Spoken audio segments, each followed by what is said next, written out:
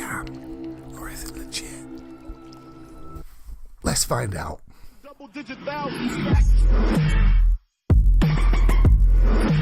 Hi guys, welcome. It's me, Ross, here today with another crypto analysis, and what I'm bringing for you today is Hashflare. Is it legit? Is it a scam? I've had questions asking me recently to have a look at this for you, so today I'm bringing you the crypto analysis on Hashflare. So I'm going to go into quite a bit of detail today actually, and I spent a lot of time researching this for you, so I'm going to bring you some interesting information and points all about Hashflare. So I'd really appreciate if you can hit that thumbs up button, hit the subscribe button for daily videos all about cryptocurrency world. So first of all, Hashflare, you're probably aware already, but it's a cloud mining service that they offer. Essentially you pay them a fee and they will be mine cryptocurrency on your behalf for those funds. Essentially the premise is that you're purchasing mining power, electricity and goods, technology to actually do that mining on your behalf. So Hashflare started in 2015, been offering a service for quite a while now, so a good 3 years or so, and it's owned by Hashcoin, so they've been going even longer, actually since 2013. Now one of the key points if looking at any scam or Ponzi scheme is they won't usually last that long. That's a huge amount of time to run a company and a firm in terms of a Ponzi scheme or a scam. So at first look, if this is a Ponzi or a scam, well, they've done a fantastic job to keep it running a good 3 years in terms of Hashflare, and as I said, Hashcoins have been going even longer. So if it was a Ponzi scheme, they probably would have exited by now.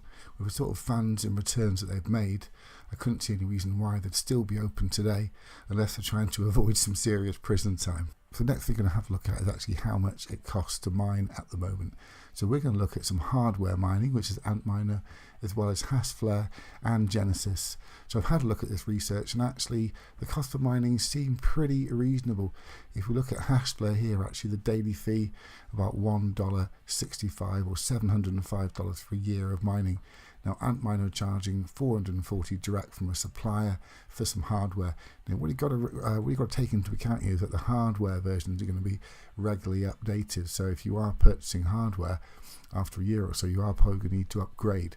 So I think the additional cost for Hashflare and Genesis in this case is probably fairly justified. So one of the things I've looked at is actually the correlation between Bitcoin price and when Hashflare have stopped allowing withdrawals from their site in terms of taking your profits.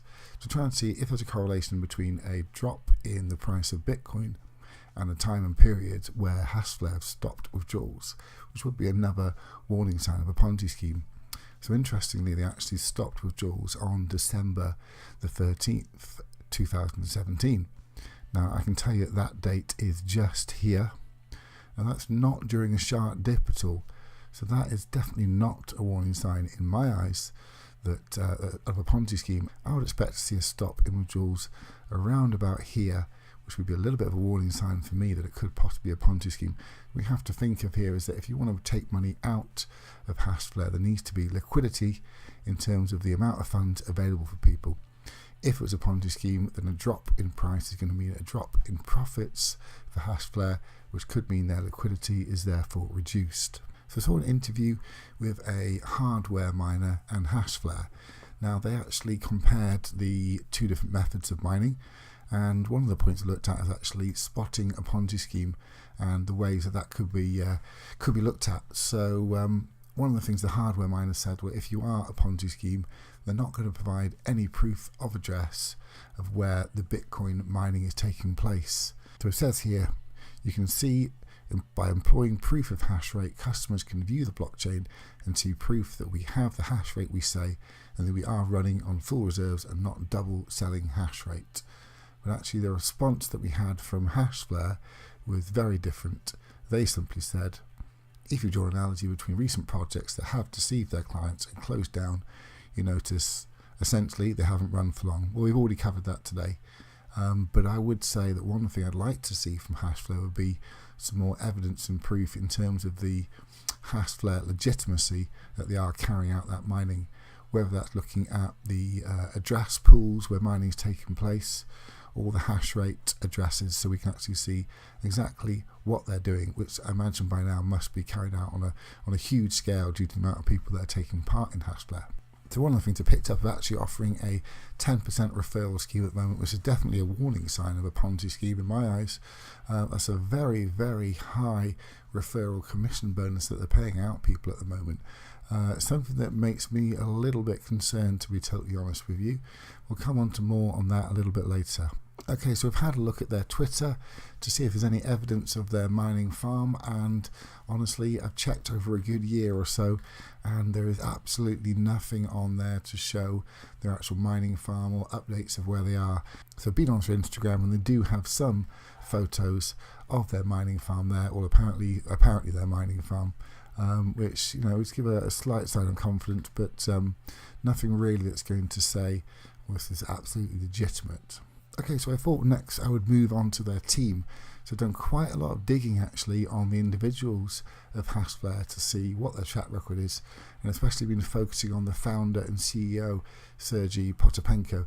Now Sergey, if you're watching this today, there's absolutely no offence taken doing this digging. It's really due to public demand that they've asked me to look into this, so absolutely no offence in carrying out this research, and you might be pleasantly surprised when you see my overview at the end of the video about what I think about Hashflare. So first of all, I thought I'd do a bit of digging about Sergey and actually just simply check out his photo on Google Images to see if the photo's been used anywhere else, and it hasn't.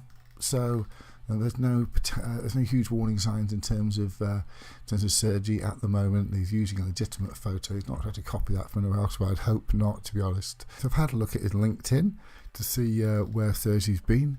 Now he's taken out a timber company in the past in 2011, moved on to a media firm in 2013. I'm not too concerned with that at all, to be honest. He's a serial entrepreneur, so that's all matching that, heading up various different firms. So obviously he's the founder and CEO of Hashcoins, as I've mentioned. They've been going even longer than Hashflare. That's a very good sign, selling hardware, which I thought was fantastic. Now he's moved on to Polybius as well, a banking institution, so a decentralized banking institution, I believe it is. So again, I'd say this is all looking pretty favourable. Now if it was a Ponzi scheme or a scam, I really doubt that he would be in such a public position, putting all his firms and company he's worked at, and also moving on to a new firm and company. So I've had a look at the website. It's pretty vague in terms of the information that they're giving. It talks about how they're purchasing their hash rate, their facility, their security, compliance, electricity, all very basic stuff. And even when you go into the features, you can't click onto any of these. That's simply all the information that they're giving you. Very, very basic stuff here, guys. Nothing that's really screaming out legitimacy to me here, but also nothing that's screaming out a Ponzi scheme or scam in terms of the website itself. So there are some pictures. I'm assuming these are supposed to be where the hardware's kept. These are the generators. None of this is really matching their Instagram account at all. All looking very different in terms of the hardware mining facilities, but nothing really screaming out a scam to me in terms of simply their Instagram and their website. So what I did then was do some more digging, to have a look at some various Reddit forums to see what's been done out there. Now interestingly, there's been a few people that have been tracking the Bitcoin payments to see where they come from and where they've been.